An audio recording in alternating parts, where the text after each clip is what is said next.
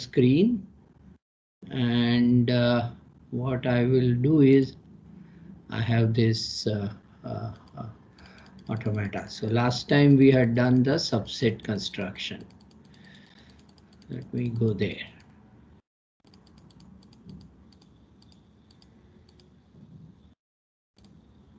Right. So we did this subset construction last time, and we gave a couple of examples, right? For this DFA, we can construct this. So for the NFA given at the top in the diagram, we construct the DFA as given below. In fact, we only keep the reachable states and we construct this DFA, right? So at the top is the NFA, at the bottom is the DFA, and the construction is called the subset construction. And we did that last time, and I had asked you to study this up. Okay. Next, so this was the theorem, and we studied the construction, and then we gave the proof of correctness of this construction, that the constructed DFA recognizes the same set of words as the original NFA. Original NFA used guessing in in recognizing the words, this magical power of guessings. The DFA doesn't. Okay, so this is the proof, and I had asked you to study this DFA. Let's ignore the size for the moment. If there are no difficulties here, we will continue with the study of non-deterministic finite automata by adding one more mechanism to the non-deterministic automata, and this mechanism is called silent transitions. So now we will consider non-deterministic automata, NFA, with silent transitions, and such automata are going to be called epsilon NFA, right? Automata with silent transitions. Silent transitions are also called epsilon transitions. Okay. To save bandwidth, let me turn the camera off and then go back to the screen. Yes. Okay. So are you able to see the screen first of all? Somebody please answer. No, sir. No, sir. No, sir. No, sir. You're not able to see my screen? No. Okay, I will do it again. If you can't see it, you should tell me. So let me close this tray and let me share again. And now is it visible? No, sir. Screen is not coming. No, sir. Okay, in that case, the only thing I can think of doing is to actually close this meeting and start it again. Okay, So sir. there seems to be oh, sorry, maybe I didn't click this. Now it should be visible. Yeah, sir, it's visible. Yes, sir. Now. Okay, I'm sorry. Still some difficulty with operating Teams. Okay, so I'm going to say everything I said before again. Okay, so we studied non-deterministic finite automata and how to construct an equivalent, language equivalent deterministic finite automata. That is, given an NFA N, we would construct a DFA M which will recognize the same language. But the difference is that NFA would have used the power of guessing, whereas DFA doesn't require it and can be easily implemented. And we saw examples of this. For example, for this NFA at the top, we constructed the DFA given below. And I had asked you to study this construction and ask any doubts if you have, because we are going to need that construction in today's class. Now, having made this construction, here is the construction. We also gave a proof of its correctness, that it actually recognizes the same language. A word is accepted by the NFA M if and only if it is recognized by the, word is recognized by the constructed DFA M if and only if it is recognized by the original NFA N. We give a proof, right? So the proof is the more advanced part of the course, but the construction should be easy for you to understand. Okay. So this is what we did last time.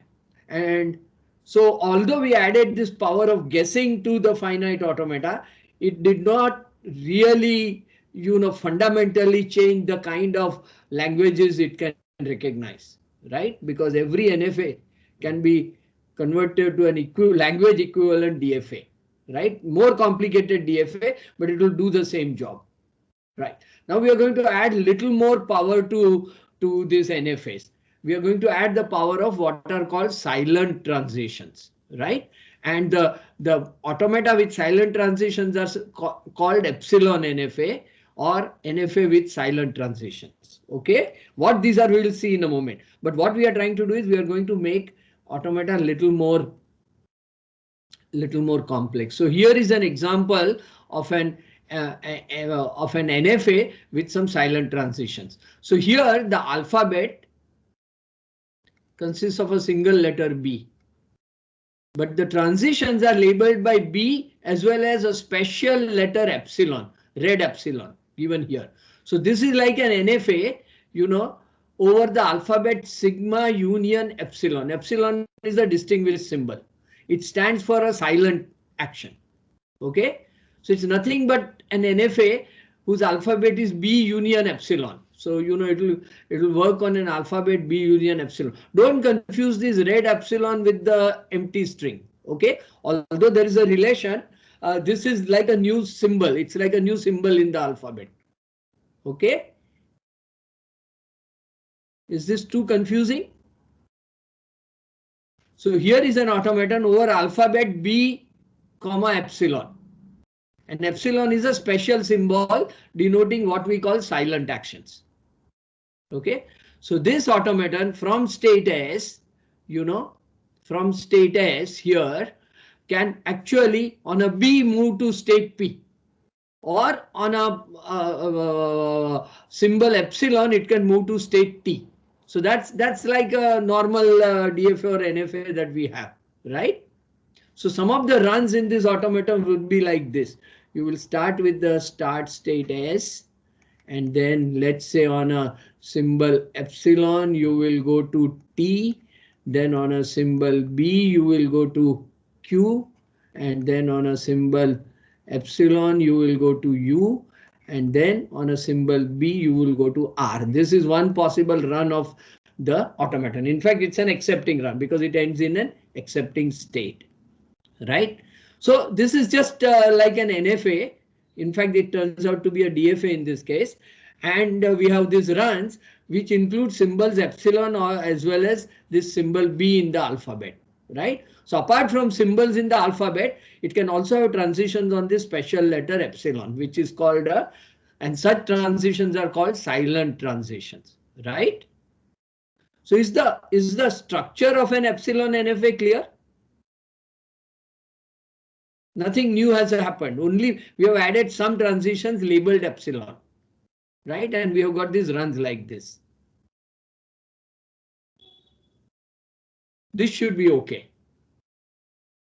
Now the point is, a silent transition is denoted like this. From a state P on an epsilon, you go to Q. Now the interpretation of such an automaton is that when the automaton is in a state P, it can spontaneously, without consuming any letter, silently, or spontaneously move to a state Q. So, it's like a radioactive, element. From S, it can spontaneously decay into T. Or it can wait in S and consume a B and go to P. So this silent transition is something that doesn't occur as the part of the word which is given to the automaton. It is done internally by the automaton. Okay. This is the interpretation of this. So silent transition can be made spontaneously without consuming any letter. So if we go back to the previous pattern here in this automaton run, what happened was the automaton was in state S and then it spontaneously and non-deterministically decided to move to T without any involvement of any letter outside. At that point, so this is an internal move of the automaton. Okay, then it consumed a letter B from the word and it moved from T to Q. Okay, so this is some an external transition. Then it internally decided to move from Q to U, silently using this letter epsilon. And then from U on consuming B, it moved to R. So internally, let me write it. Internally, it performed the set of operations epsilon B. Agreed? Because that's the run. But externally, because epsilon moves are done, internally by the automaton, it does not require any letter from the word. Externally, this epsilon is not observable. It is something done, internally by the automaton and non-deterministical. It will make a guess that instead of consuming a B, I want to do an internal action and go to T. So externally, this epsilon is not observable, and externally it only does, does the sequence of actions BB. Okay. So so the difference between external and internal words is the following.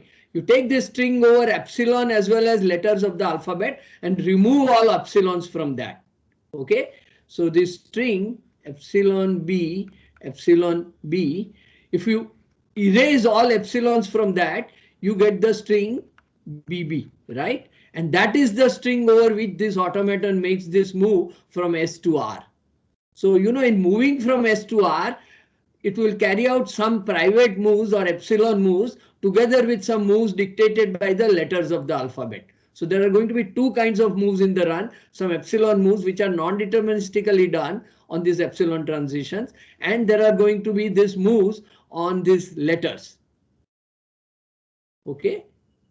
So our epsilon NFA are going to have two kinds of moves. It's going to have these silent moves on epsilon, which are done spontaneously and non-deterministically by the automaton. And then there are going to be these moves on the letter.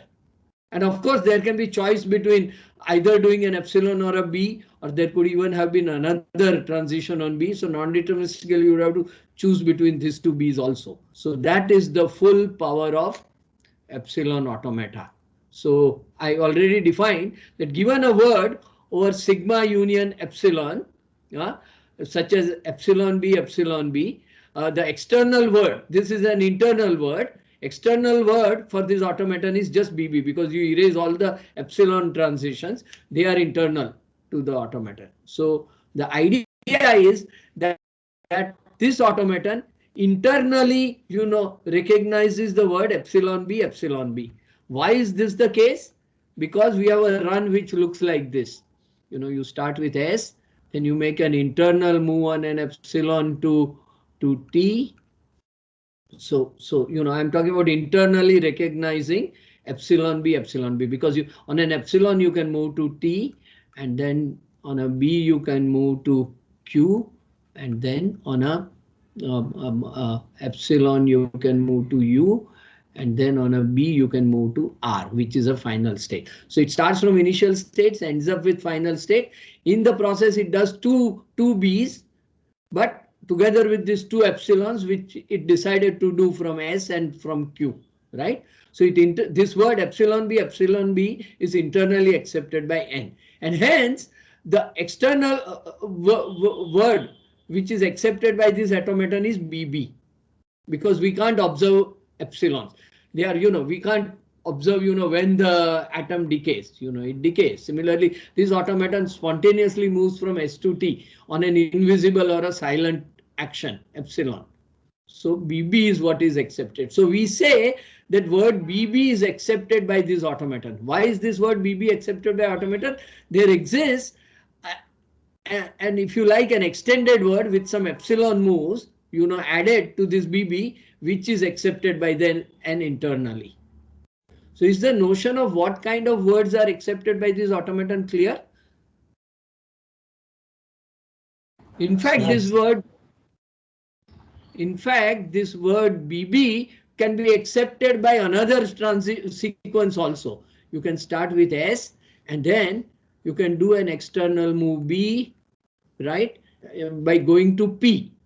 And from P you make an epsilon move to go to T, and then you make another epsilon move to go to U, and from U on a B, you go to R.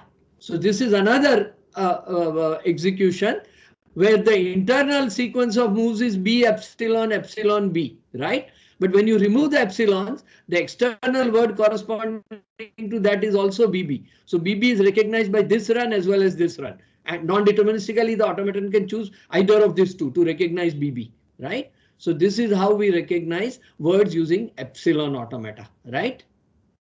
So I've showed to you that BB is in the language of this automaton, right? Which other word will be there in the language of this automaton? So I can say the following, that the language of the automaton is all those words, okay, which can be obtained by in the following form.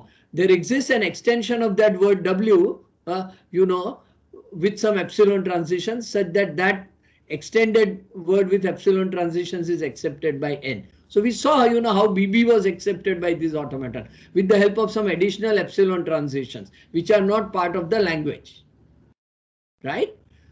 So what are some of the words which are accepted by this automaton? Can somebody tell me? Will empty string be accepted by this automaton? No, sir. No, sir. Because there There is should no be move from S on only pure epsilon moves which will take you to R. At least one B must occur, right? On any path from S to R, at least one B must occur. You can check that. Either you have to do this or this or this. In fact, only way you can reach R is via reaching U, and from U to R there will be at least one B. So epsilon is not in the language of the automaton, right? Is a single letter B in the language? Yes, so this sir. automaton I call as N. Yes, sir. How? Give me a run. So we start with S. Epsilon Yes, B. epsilon B. Epsilon, and then which state do you go to on epsilon? Epsilon E. T. E. And then Epsilon. By epsilon another we go to epsilon. Very good. So you go to U, and then you do a B, and you reach the final R. state R. So you started with initial state, do two epsilons which are unobservable, then you did a visible B and ended up in R. So the string that you recognized externally is B, right? So this shows that B belongs to the language. And this is the run which is demonstrating it. What about BB? We already saw two runs which would recognize this, right? Yes, sir. Which are the ones? So I will draw it here in red. You can do this, and then you can do this epsilon, and then you can do this epsilon, and you can do this B, right? And on this path, from S to R, so from an initial state to a final state, the visible letters that occur on this path are BB. That's why BB belongs. Simple. Yes, sir. There could even be another path. I will draw this in green. You could have done this epsilon, and then you could have done this B, and then you could have done this epsilon, and then this B, right? On this green path also, two B's occur. So the letter BB is accepted by this automaton by two different runs, right? Okay, so that is there. Now I'm going to erase this part. And then what about the word BBB? Yes, it is also there. Can Yes. you give me a run? B epsilon B epsilon B. B epsilon B epsilon B. Excellent. I think that works. So I'm going to draw this. For this, I've got to erase what is already drawn. So let me delete that. Oh gosh, that didn't get deleted. So delete that. And the run that is being suggested for accepting BBB is you start with S, do a B, then an epsilon, then a B, then an epsilon, and then a B, right? So I'm drawing the run right on the automaton instead of writing it as a sequence, right? And this will accept BBB. What about any other letter, any other sequence of Bs? Will it be in the language?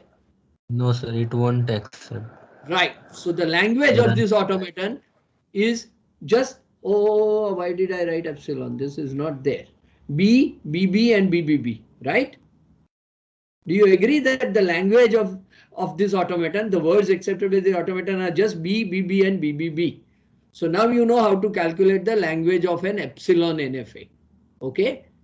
And these epsilon NFAs are very powerful. At some state, instead of consuming a letter, you also have an option to silently move to some other state where you will continue with the job of recognizing the rest of the word, right?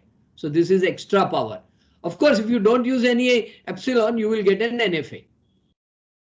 So this is an extension of the non-deterministic finite automata. This is non-deterministic finite automata with epsilon action, and they are even more they give you even more facilities. So why are these facilities useful? I will give you an example here. Here I have an automaton taken from the textbook. Okay, which recognizes decimal numbers. So what are decimal numbers?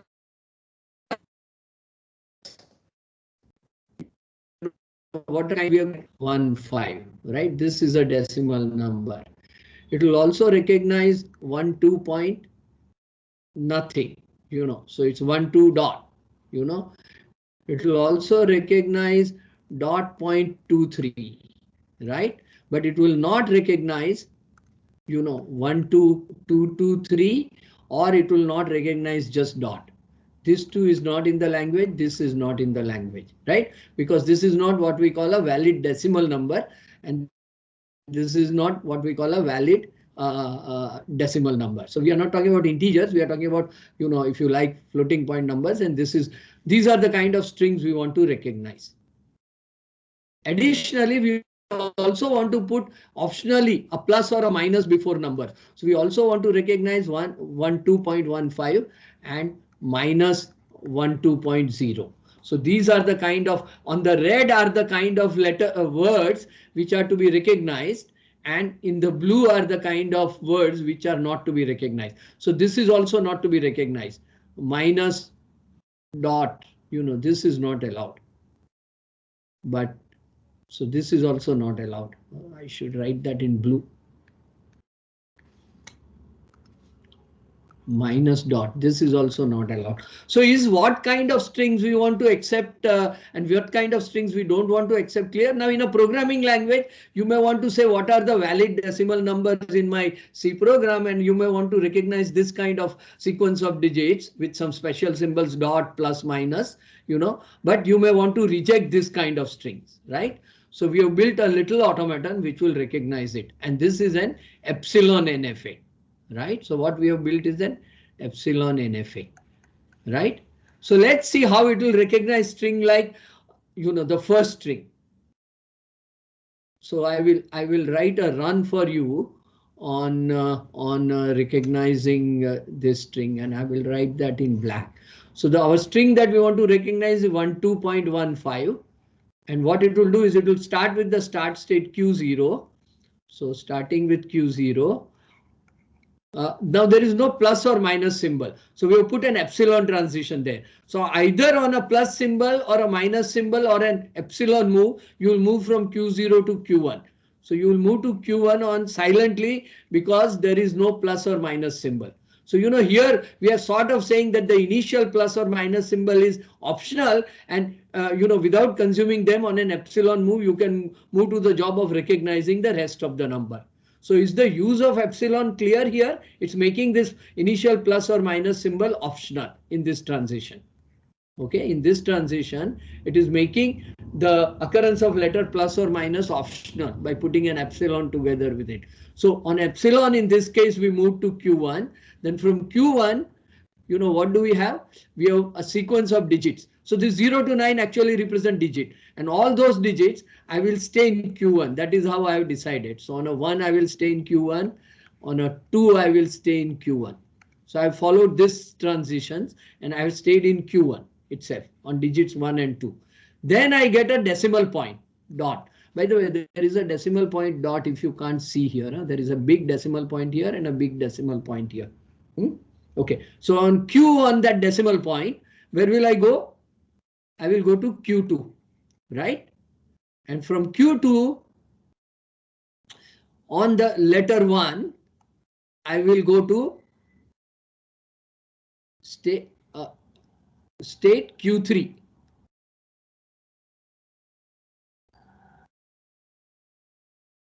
And then on a 5, I will remain in Q3.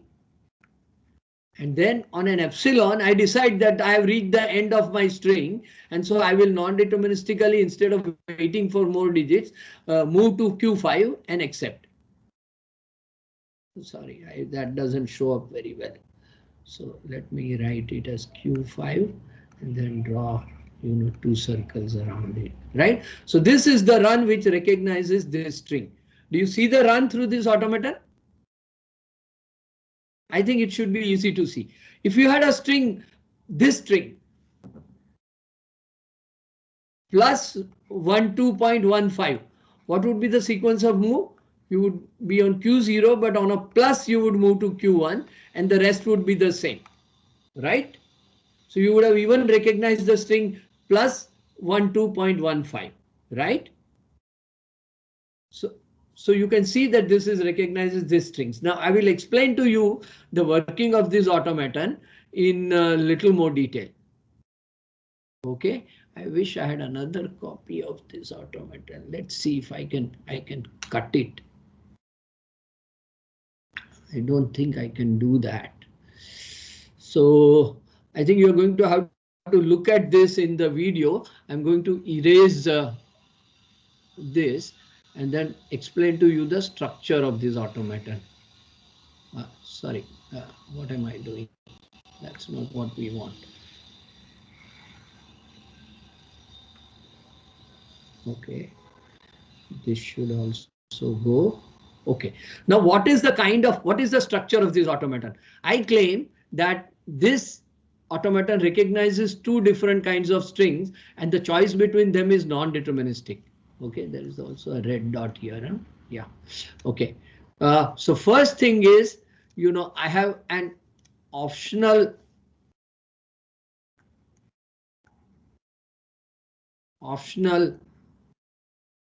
plus or minus followed by, what do I have?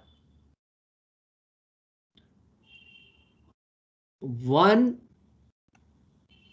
or more digit, right? Followed by, this dot means followed by. I have got the, sorry, so this dot is confusing you. Okay, so let me use semicolon for followed by. So semicolon says followed by. Then you have the letter dot. Dot is one of the letters of my alphabet, right? So I get 1 or more digits, and then after that I have got 0 or more digits. This is one possibility, right? So I have got, an optional plus or a minus followed by 1 or more digits. And how do I do that? I have an optional, plus or a minus or an epsilon followed by 1 or more digits, right? So I consume many digits here and then 1 more digit, so I have at least 1 or more digits if I follow this path, right? And then I have a dot symbol, and then I have, I can do this transition 0 or more times.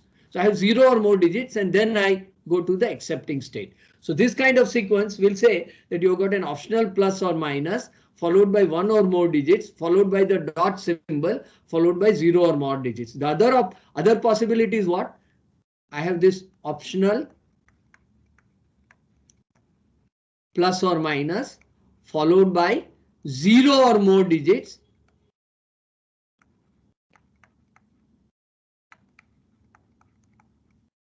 right? Followed by a dot symbol, followed by 1 or more digits. See, I'm not allowed to have 0 or more digits on both sides of dot. So I have to make sure either 1 or more digits occur on the left hand side of dot or on the right hand side. Of course, more than one or more digits can occur on both sides of dots, right? 1 or more digits. And for such kind of strings, like this, like 0.23, what is the path we will follow? I will draw it in blue. You will start here. You will optionally have have a this thing. Then you will do 0 or more following of digits by this loop. Then you will consume a dot symbol. So this dot symbol can be consumed after 0 or more digits. Then you must consume at least 1 digits to have 1 or more digits. And then at the end of such digits, you make an epsilon transition and go to Q5. So that is why you have this non-determinism from Q on, going this way or going this way, right? So on occurrence of digit, you can either stay in Q1 or, if a dot occurs, you go to Q2, or you can, assume that you can go this way. So this is the structure of this automaton. And this automaton is very convenient for recognizing such decimal, numbers. And in fact, you have more complicated decimal numbers with exponents and all that in a language like C or Python, etc. How do you represent a floating point number, in C? You can, and how do you know it is correctly written? You will typically build finite state automata to check that the number that you have given is a correct decimal number. You build finite state automata. So this is one important application of epsilon NFA. Okay. Do you understand how this automaton works? If there is anybody who has a difficulty, please ask on the chat. So this is our first application of the automata. You're going to see lots and lots of more applications of this automata to recognize interesting sets of strings, which occur in practice. Sir, I have a question. Yeah. So I'm not fully convinced by the presence of states Q2 and Q4 here. Shouldn't it be possible to achieve the same thing by just connecting Q1 to Q3 with the decimal point and have the same digits? How will you avoid a string like just dot? So which has no digits to its left and no digits. So I can draw a simple automaton like this, right? Oh, your question is very well taken. I think they have very carefully designed this automaton. On an epsilon plus or a minus, you go to Q1. So that part is easy, right? And you can loop here on a digit. So I will write that as D, standing for digits 0 to 1. Then you say on a dot, you move directly to Q3, right? Yes. And then on a digit, you stay here. Is that what you are proposing? Yes. See, this will recognize this string which contains only one dot, because what it is saying is after an optional plus or minus, you have 0 or more digits followed by a dot followed by 0 or more digits. But that's not what I want. I should have at least one digit either on the left hand side of dot or on the right hand side. And that's why I have these two different paths. So then, the question is more around additions of epsilons. Are we allowed to given an angelic choice about how many epsilons we want to add, or will that no, you can all possibilities? So no. But for a given automaton where the epsilon occurs is already fixed, no? In the run, you can choose to take epsilon wherever you want. And again, the choice of taking epsilon is non-deterministic. So till you can choose some way of making epsilon moves, which will take you to the final state, you accept the word. So the sense in which epsilon is done is also same angelic non-determinism or inspired guess. So you make an inspired guess of when to add an epsilon to the run, right? So okay, does that answer your question? Yeah. If I understand that correctly, so if we just give the decimal point as an input to this second automaton that I've suggested, then it will try out different possibilities of adding this epsilon on both sides, and it will realize that at least one of them will take it to the final state, and it calls that the word is accepted. Yes, correct. Absolutely correct. I think this is a very good paraphrase of what is the semantics of epsilon or NFA. Okay, so in that case, we can't do this, and we need that extra branch workaround. Okay. Right. Okay, so this automaton occurs in that Hofstroft Motwani Ullman book. I have taken it from there, and there you can find more detailed description of this automaton. But it is nothing more than what I have given on this slide. So you understood this automaton? Yes, sir. Now it's clear. Okay. Yes, So So you can check for yourself that it will recognize all the strings given in red on the left hand side and will reject all the strings given on the right hand side. There is no way of choosing, even with epsilon moves, a path, which will take you from the initial state to the final state on visible letters 2 to 3 with some epsilons added. There is no way. There is some way in which we can add epsilons such that this string to visible string dot 2, 3 will take you from initial state to the final state. Okay. So please practice the runs of these automata on these strings. Okay. Sir? Yes.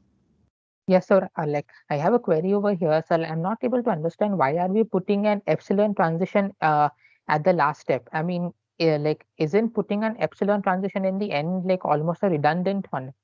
It is redundant. You could have made this automaton by just making this the final state and removing this. So you are thinking correct. I mean, but if you put it, it's not wrong. It's just wasteful. This automaton will waste electricity by doing one silent extra move, right?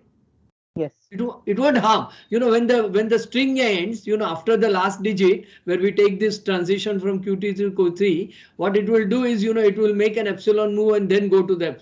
So it's a little wasteful automaton, but it doesn't change the language. But you are right. We could have made Q3 the final state and removed Q5 from this automaton. So it's good observation. Okay. So this also tells you that there are many different automata that you can draw for the same language, and some are wasteful, some are more economical. Okay. Yeah. Okay. Now, so what is this? Yes. Now I want to, try to actually, again, when you implement this kind of automaton in a circuit or in a C program, how do you decide when to move non-deterministically to take this epsilon move or not? So again, we need a technique to show whether this epsilon adds extra power to regular to DFAs, or can everything which is done by epsilon NFA be done by a DFA. Just as we saw NFAs could be simulated using a DFA, can these epsilon NFAs be also simulated by DFA? That is the question, right? And in answering this question, we will need some concepts. We will in fact extend the answer is yes. Everything that can be done by epsilon NFA can also be done by a DFA. So you can freely use epsilon NFA in your designs, and then there will be some extension of the subset construction which will give you an equivalent DFA which you can go and implement as your circuit or as your C program. So you can specify using this powerful automata and automatically compile it into a DFA and implement it easily. That is the whole outline of what is being done here. So before converting this epsilon NFA into a DFA, we will need some concepts, right? So firstly, I want to define this concept of, so this is an epsilon NFA that we saw, right? Before, its language we saw was it accepted word B, BB and BBB, right? This was the language that it accepted, because all the paths from S to R would basically have either a single B on it or two Bs or three Bs, right?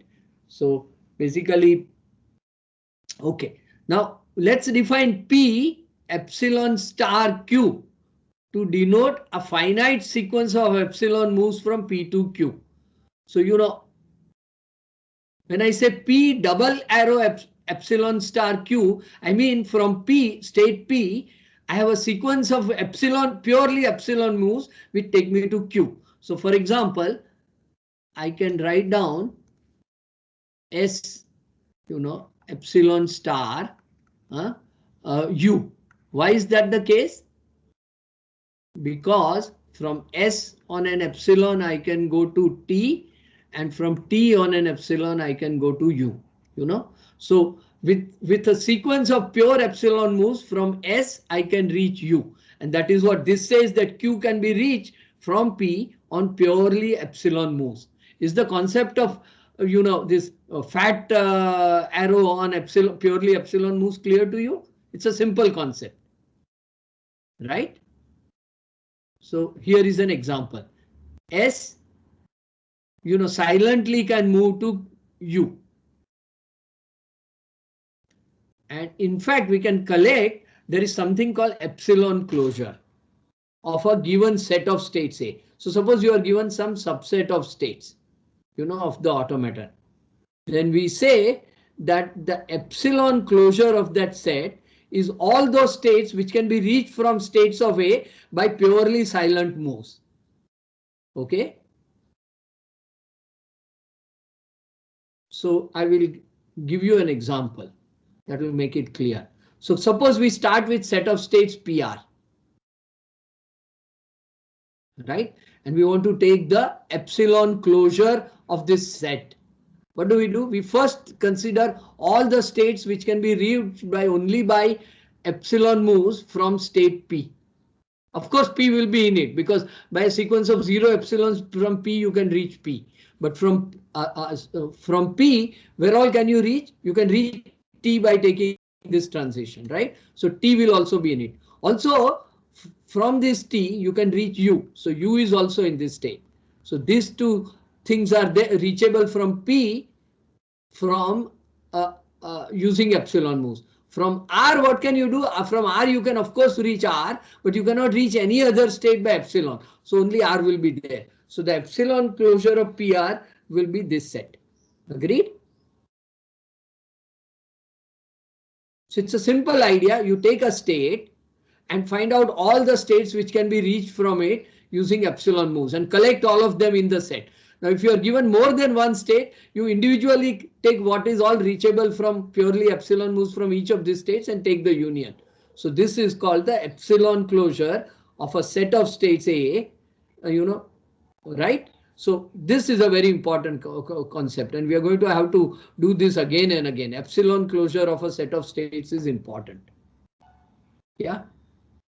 Any difficulty with this? We will be calculating this for many different automata again and again. This epsilon closure of a set of states. Suppose I give you, states. Okay, this is a very simple automaton. I can try and add a page, and we can consider one more automaton. This is epsilon on an A. And on a B, you go here, and then on a B, you go here. It's some fictitious automaton, okay? So this is S1, S2, S3, on epsilon, you go here, okay? And then on an A, you remain here, on an A, you remain here, and here both on AB, you remain here. This is my initial state, and this is my final state. So this is some dummy automaton that I have given. Now, what is the epsilon closure of the set just S1? What are all the states to which I can reach? S1 and S2. Very good. S1 and S2, right? If I take epsilon closure of S3, what will I get? S3 and the final state S4. Right. Equal to, any doubts there? S3 and S4, yeah. Right. So what is the epsilon closure of S1 and S3 together? Union of the first. Two. Yes. So you will get S1, S2, S3, S4. The idea is that you start with any one of these states S1 and take, do purely epsilon moves where all can you reach. And if you can also start with S3 and make only purely epsilon moves where all you collect all such states, and that is called the epsilon closure. So I think the idea of epsilon closure is clear to you guys, right? This is important. Okay. With that much preparation, we can now, extend our subset construction to epsilon NFA. So how many of you studied the subset construction? I hope you did, because that is, its background is going to be needed in understanding this theorem. This is an extension of the Rabin-Scott theorem. For every epsilon NFA, which is given like this, with set of states Q, with its alphabet sigma, with a special silent move epsilon, transition function delta, set of start states S, and the set of final states F, we can construct a DFA, a deterministic finite automaton, purely over visible letters sigma. All the epsilons are gone. All the non-deterministic choice is gone. With a transition function called delta m, with a unique start state called small sm, and a set of final states called fm, such that the language of n and the language of m are the same. Okay, so from n we can construct a epsilon NFA n, we can construct a language equivalent DFA m, right? That is the job. So this says that epsilon NFA, are no more powerful than DFA as far as what they can do. They only recognize regular languages, because regular languages are those which are recognized by DFA. And if there is a language which is recognized by epsilon NFA, by this theorem, we can convert it to a DFA and recognize it also. So epsilon NFA also recognize only the regular languages. So is the statement of the theorem clear? Yeah? Okay. Now, if this was not an epsilon NFA, but just an NFA, then we did the construction of the DFA from NFA in the last class. Okay, using the subset construction. So here we are going to modify the subset construction to allow for this epsilon transition also. So this is the modified subset construction, which will give you the m out of n. And what is going to be, see, remember, in case of NFA, the subsets of the sets of states of n were the states of my DFA, right? So in case of NFA to DFA, if the set of states of NFA was Q, my set of states of DFA was all X, subset of Q, right? I wrote this as is equal to 2 to the power Q. This is the notation for all the subsets of Q were states of my DFA. If Q had NFA had set of states Q, my set of states of DFA was all subsets of Q, right? In case of epsilon NFA, we will only consider epsilon closed subsets. Okay, I didn't define what were epsilon closed subsets. An epsilon closed subset is a set X such that epsilon closure of X is same as X. That is, by picking up any state from X and making epsilon moves, you will stay within X itself, right? So if we go back to this example, this PR is not epsilon closed, because by taking epsilon moves, you can get outside this set of states. But PTQR is epsilon closed, because if you take epsilon moves from any of these states, you will stay within the set, right? So it is epsilon closed. And the definition check for epsilon closure is if you take X and take its epsilon closure, you will get back the same set, right? So what we will do in case of this DFA that we are constructing is that we will only consider subsets of Q which are epsilon closed, not all subsets. So is the construction getting clear to you? Sir, I have a question. Yes. Sir, if for epsilon closure of P comma R, yes, equals to if it is P. It cannot be P, because everything within the original set will be included, because on 0 epsilon moves you can reach that state, right? Yeah.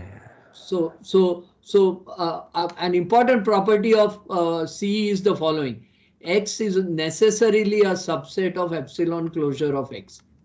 This is a property. Another property of epsilon closure is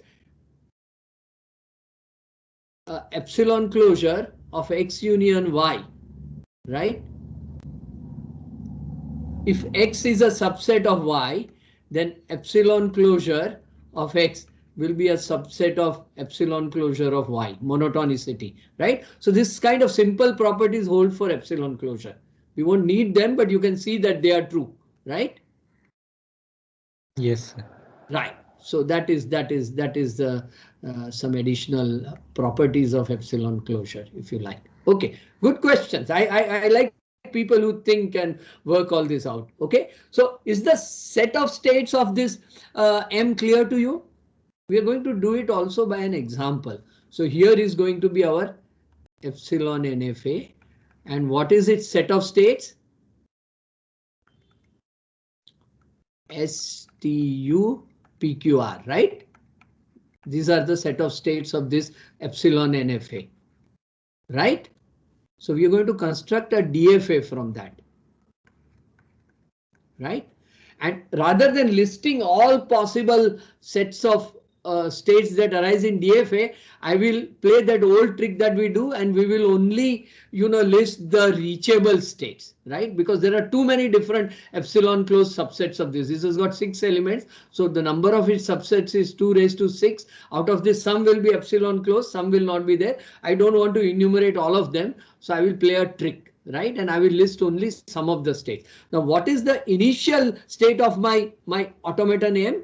It is going to be the set of start states of my epsilon NFA is some subset S of Q, right? I can non-deterministically start my epsilon NFA in any of the states from this capital S, right? What I do is I take the epsilon closure of this S, and that is what I make as my initial state of the deterministic automaton M. Okay, so what is going to be, so here I will draw the DFA. And so, on one side will be the set of states, and here I have only one letter B, right? In this automaton, there's going to be in DFA, there's going to be only one letter B. Epsilon is not going to appear in my DFA. So I'm going to have a table like this. Now, what is the start state of this NFA? Can anybody tell me? The set of start state of NFA is what? S. S. Single S. Now, what is the epsilon closure of S? S, S, T, comma, U. S, comma, T, U. T, comma, U. So that is what I will make as my start state of my automaton. So I'm going to here have S, comma, T, comma, U, right?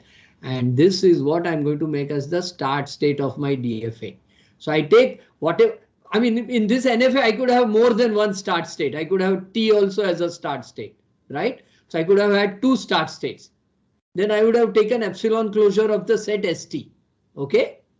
So whatever is the set of start states of my epsilon NFA, I take its epsilon closure and make that as the start state of my DFA.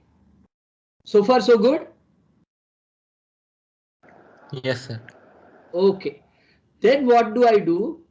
I have to find out. I have to find out from a state of my automaton, capital X, DFA, which is a set of states of NFA. So from capital X on a letter A, I should move to another epsilon closed set, right? So from some set of states X of my NFA, which is a state of the DFA, I will move to another state on a letter B, right? This DFA moves from a set of states to another set of states, right? And how do I define it? I define it by first, like NFA, I take the delta hat of capital X on A as we did in case of NFAs, right? So I'll get a set of states for this red colored term, right? This was as in case of our NFA subset construction. We'll calculate delta hat of X on the letter A. And then one thing we will do is over this set, we will take its epsilon closure. This is the additional move. This blue epsilon closure is the extra thing that we add to the NFA construction there. So let me illustrate this by an example. From this B, where from this set of states STU on a B, where will we move in our DFA? So, first thing we do is, so I have got here, what I want to define is delta of my DFA is called M, right? This NFA was called N. So delta M of starting from the set of states STU, on letter B. Where can I go? So I have to do 2 operations. First thing is I have to do epsilon closure of something. And what is this epsilon closure of? This epsilon closure is of just the original delta hat that we had done before, of the same set STU, on letter B, that we had done. And so first we have to calculate the red term, and then take the epsilon closure of it. Now, how do I calculate the red term? I'm going to calculate. So in order to do that, I will calculate. So what is the delta hat of STU on B? That is from this set of states STU on a B, where all can I go? So I have these three states PQ. STU, and on a B, S will go to P. P, T will go to Q, and U will go to R. R. Right? This is the only thing I can do from STU on a B. So I will get the set of states PQR. So I have to take C epsilon, epsilon closure of the set of states PQR. Now how we did PQR was like we did in the last class, right? So from STU on a B, you will move to the set of states PQR. Is that clear to you? And then we take epsilon closure of this. So what we will get? From PQR on an epsilon closure, what will we get? We'll get all the states except S. P, Right. Q, R, T, U. So P, on an epsilon can go to T and U. Q on an epsilon can go to U, which is already included. So I don't need to add it to the state again, and from R, so of course I have to add Q, right? And then from R, I can't go to anything else. So I have this PTUQR, right? Agreed? So I hope this, how we constructed this transition of this DFA on letter B from the set of states STU is clear to you. So here I should put PTU QR, right? So this becomes one more state of my DFA. It looks complicated, but it is just a state. So here I'm going to have one more state, PTUQR,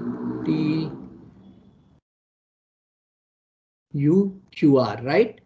And now I need to find out where it will go on a B, right? So first I have to consider the transition, under B, where all I can reach from this set of states. So where all can I reach? So what is going to be, so I think we are running out of space. If you allow me, I will write down where all can I reach from PTUQR on a B. From P on a B, I can't go anywhere. From T on a B, I can go to Q. So Q will come there. So I will get Q there, right? And from a U on a B, I can go to R. So R will come there. From a Q on a B, I can't go anywhere. So I don't add anything. From a Q, I cannot add anything. And from R also, I cannot add anything. So I get set of states which can be reached on a B from these states is QR. And now I have to do the epsilon closure of this. Agreed? So what will I get? What will be the epsilon closure of QR? QUR. Right. So I'm going to get a set of states QUR. This is how I construct this. So I got this one more state for my DFA, which is QUR. So I will have QUR, and from QUR, where can I go on a B? Only R. Only R. And its epsilon closure is also R, because from R there are no epsilon transition, right? So this is the state. And from an R on a B, where can you go? Nowhere, empty state, right? And from phi, of course, you will remain in phi. So I have an automaton with DFA with 5 states. The states have complicated names, but on a B, I move like this. And if I draw this automaton for your convenience on the next page, we have run out of page after. What do I have? So we'll have to keep switching between. We have one state marked STU. So I'm going to have one state. I will not draw curly brackets. I have this marked, and that was my initial state. And on a B, where did I go? Sorry. On a B, where did I go? I went to PTUQR, right? So I will go to a state called PTUQR. right? And from there on a B, where did I go? I went to a state called QUR, right? On a B, from this state, I went to this state. So QUR, and from QUR, QUR, you went to the state marked R, right? And from R on a B, so this is all on B, you went to the empty set of states, phi, right? And that is your automaton. And phi on a B, you remained in phi. So, and now, what are the set of, so this is how we constructed this automaton. Now we have to find out which are the final states. That remains as before. Any of these states which has a non-empty intersection with the set of final states of my NFA will be final. Any state in which a final state appears should be a final state. So what would be the final states here? I will draw them in blue. Is STU a final state? Our only final state is R, No. and R does not appear in this. So this is not a final state. Is this a final state? Yes. So I will put an F against this. Is this a final state, QUR? Yes. Yes. And this is also a final state. So there are three final states, right? And I'm going to draw those final states here. You know, this is a final state because R is in it. This is a final state because R in is it. And this is a final state in which R in is it. Now you can see that in this DFA, epsilon is not recognized. A single B is recognized because it takes you to a state which is final state.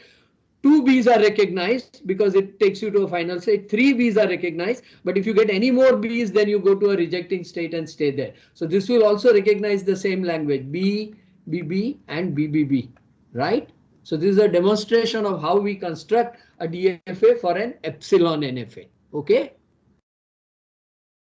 Got it? I know it's a little bit involved. There are many steps in calculating each transition. First, we have to consider the states you can reach from a given set A on the move B, and then we have to take its epsilon closure. So every calculation of transition, you know, consists of two steps. First, we calculate the red part and then the blue part. Okay, that is the difference from this. So formally, this is the construction. The set of states of my DFA is all epsilon closed subsets of Q. The start state is epsilon closure of S, which is the set of start states of NFA. My set of final states is all those epsilon closed sets which have at least one final state in them. And my delta transition on a visible letter A is obtained by first taking delta transition from X on that visible letter and taking its epsilon closure. This is the construction. And that gives you the DFA correspond to epsilon NFA, which can be implemented. So this, I hope you have understood this construction. And let me tell you that this is a very, very useful construction. All compilers that you use for languages like C, Python, Java, they make use of this construction somewhere in what is called their lexical analysis. I will point this out a little later in the applications of NFA. All programming languages which give you a regular expression pattern matching feature.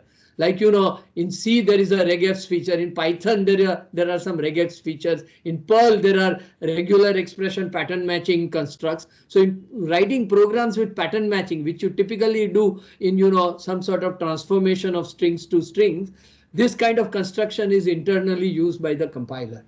So this construction is going to be extremely useful. Okay, and this is how these compilers work. So you learned a very important technique, and you also learned that we can actually freely use non-determinism as well as epsilon transitions in our finite automata, and we will still be able to implement it by converting it to DFA. Yeah. So that is the end of this topic of epsilon NFA to DFA. So we have considered three kind. If I summarize, you know, we have considered, you know, deterministic finite automata, which were very simple. I'll write FA only. So they were called DFA. Then we added the power of guessing. So we had a choice bit on a visible move to go to 1, 0 or more states. So we have non-deterministic.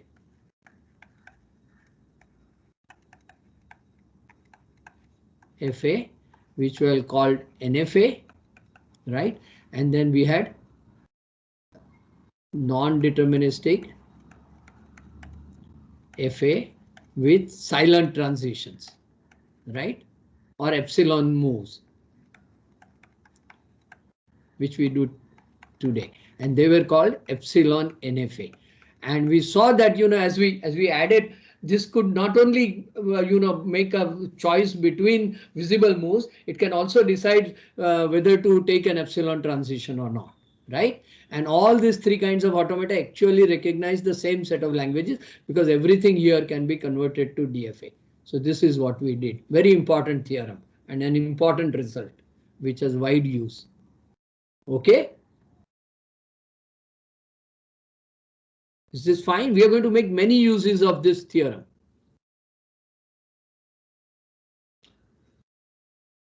Okay, if there are no questions here, okay, we can do this epsilon NFA to DFA conversion even for this decimal number recognizing automaton. You can see this automaton. Now, can somebody help me do this?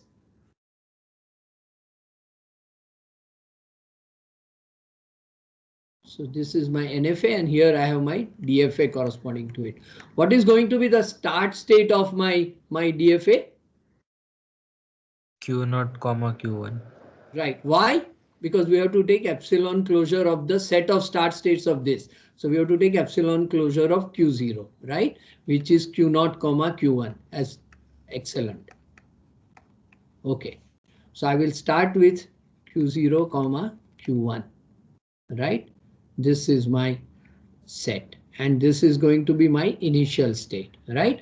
Now from Q0, Q1 on a plus or a minus. So, you know, from plus or a minus, you will go to the same thing. So I'm going to combine this here. And then I have got a digit. I've got three kinds of letters here. Digit stands for 0 to 9. And then I've got a letter dot. So I've got to give transitions on each of these three kinds of symbols, you know, from this set of states. So from Q0, Q1 on a plus minus, where can I go? Q1. Q1 you can go to, and epsilon closure of Q1 is also Q1, right? So I will just get the set of states Q1 here. Is this clear to you? Because we first calculate from Q0 on a plus minus, I can go to Q1. From Q1 on a plus minus, I can't go anywhere, so I don't add anything. So I get the set of states Q1, and then I take its epsilon closure, which is also Q1, because there are no more epsilon transitions from Q1. So I get the set of states Q1. From Q0, Q1 on a digit, where can I go? Q1 and Q4. From Q0 on a digit, I can go to nowhere. From Q1 on a digit, where can I go? I can go to Q1 or Q4, right? So I'm going to get Q1 and Q4 here, right? And from that is my thing. And if I take epsilon closure of that, there are no more epsilons in this part. So I don't have to add anything else. So this is what I will get under a decimal. Is this clear? Any doubt, you better tell me. On dot, what will happen from Q0, Q1?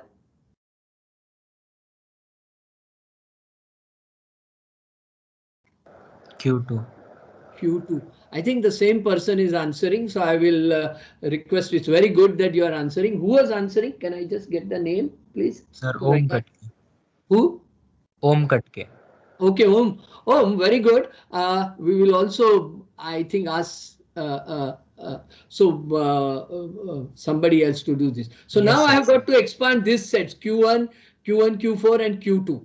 So just for the sake of argument, let me expand Q2. I will not give you full. So starting from this set Q2 on a plus minus, where can I go? Somebody else answer. Sir, 5. 5. Very good. Okay. On a digit, where can I go from Q2? Q3. Q3. And then we have to take epsilon closure of that Q3, right? So it's Q5 and Q3. Excellent. So So we can go to Q3 on a dot, and then we take all the following epsilon moves, sequence of epsilon moves. So Q3, Q5. And from Q2 on a dot, where can you go? 5. 5. Excellent. So this is how you do it, and your exercise is to complete this table, but once you complete the table, if you draw it in diagram form, this is the DFA you will get. So this is the DFA which will recognize those correct decimal numbers written as sequence of digits with plus minus and a dot. Okay, so this is the exercise.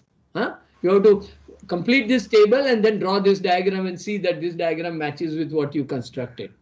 Okay, so this is another exercise, and then okay, so with that we finished the topic of DFA, NFA and epsilon NFA, and now in the remaining 10 minutes we are at 50. We have only 5 minutes, so why don't I not start the next topic but give you a chance to ask all questions here. So we have another 5 minutes. Technically we are supposed to stop at 10:55. So shall we take a break and clear some doubts?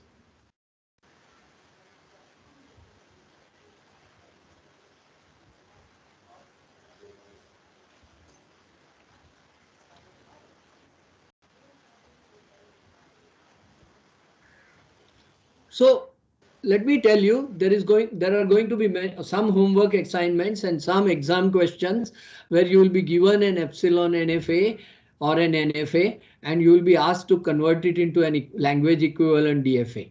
So you should know how to do this conversion, or you may be asked some specific question about an epsilon NFA and a set of its states, and you may be asked to calculate its epsilon closure, or one particular move of the corresponding DFA. So I think these constructions you should be able to do. You should have proficiency in that. Okay, that is one skill that you should acquire, right? So you should be able to construct tables like this from given diagram or the corresponding table like this. Those are some of the typical exercises, and then you may be asked some properties of the closure operation like this, that a closure operation will only increase the set, never decrease it, and it is monotonic. Some properties like this you may be asked about. Okay, yeah, okay, since there are no questions, let me at least introduce the next topic, where we are going to, what is our job? Our job is to define complex languages and to build automata which will recognize those languages, because automata are a kind of machine which will tell us whether a word belongs to the language or not. And whether a word belongs to the member is a standard decision problem. As we saw in the initial classes, many most important decision problems can be cast as language membership problem, and they can be solved using automata. Now we also saw that we could given some simple languages, languages can get very complicated, and we can design more complex languages from simpler languages by doing some operations over it, right? And we saw some typical operations. For example, given two languages A1 and A2, which are languages over an alphabet sigma, we can take their union, set of all words which have at least 2 A's in it or at least 3 B's in it. So first we have a set of languages with at least 2 A's in them, another set of languages saying at least 3 B's in them, all over alphabet AB, and we can take their union, right? So we can build more complex languages by using set theoretic operations on languages. So we can take union of languages, or we can take intersection of languages, or we can take complement of languages. Now, this kind of things are all very useful. For example, we can take set of all sentences, which is sequence of,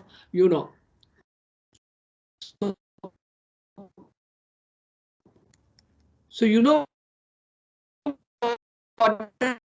ASCII character, lowercase and uppercase, right? This is an alphabet, English alphabet. So this will consist of letter capital A to capital Z, small a to small z, union small a to small z, then all the digits 0 to 9 and all the printable characters. So it will include plus, minus, comma, dot, semicolon, all those things, that you can type on your keyboard. These are called ASCII characters. And a sentence is a sequence of such ASCII characters, So we will use this ASCII typically as an alphabet, okay, very often.